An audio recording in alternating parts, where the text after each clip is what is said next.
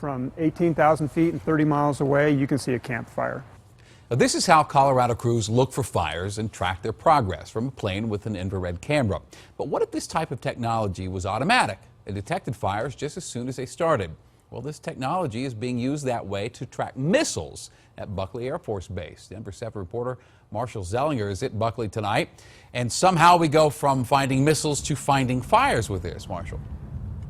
Shannon, it's similar to the way we converted GPS technology from helping the military find something in the middle of the desert to helping something more relevant, like me being able to find my iPad, which apparently I've left at the station. Now we're talking about using satellites that they currently use here at Buckley to help find fires when they start, similar to how they find missile launches. Collins dispatches November 328 Sierra Fox. Is this any better? What looks like lava flowing down a hillside is fire, as seen through an infrared camera on a Colorado airplane. We use them for detection of wildland fire, gathering intelligence on ongoing fires. It's this sensor that drops from below the Colorado Department of Public Safety aircraft to capture images that help map a fire. How do you use this proactively?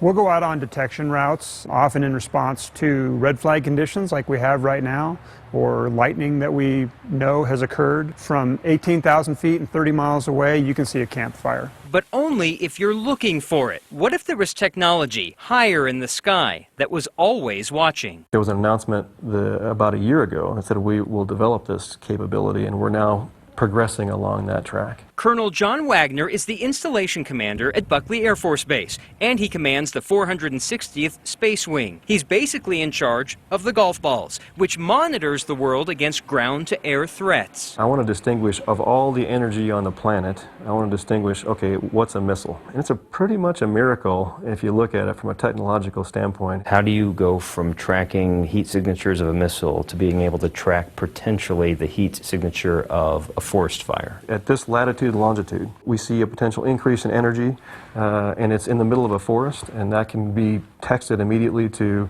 regional authorities or local authorities. They can go check that out, for example, before something turns into a full-scale conflagration. And that's what this aircraft is all about. Until that technology comes into play, like you're talking about, if it ever does, that's our goal, is to get out there and find those fires before they become active so that we can jump on them and put them out when they're small. Marshall Zellinger, Denver 7.